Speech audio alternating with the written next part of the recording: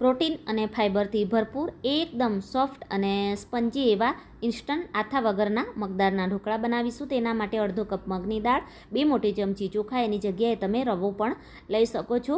સરસ રીતે ધોઈ અને આપણે 4 થી 5 કલાક માટે પલળવા માટે રાખી દેવાનું છે. 5 કલાક પછી બધું જ પાણી નિતારી ગ્રાઇન્ડ કરવા માટે મિક્સર જારમાં લઈ લઈશું. સાથે જ 2 મોટી ચમચી જેટલું ખાટું દહીં અને જરૂર પ્રમાણે પાણી ઉમેરી એકદમ સરસ રીતે એને ગ્રાઇન્ડ કરી લેવાનું છે. અને 2 ચમચી જેટલું મિક્સર જારમાં પાણી ઉમેરી અને કન્સિસ્ટન્સી મેં આ રીતે સેટ કરી લીધેલી છે. હવે એની અંદર સ્વાદ પ્રમાણે મીઠું, 1/4 ચમચી હળદર, 1 નાની ચમચી આદુ અને મરચાંની પેસ્ટ ઉમેરી સરસ રીતે મિક્સ કરી લઈશું. થોડું એવું તેલ પણ ઉમેરીશું.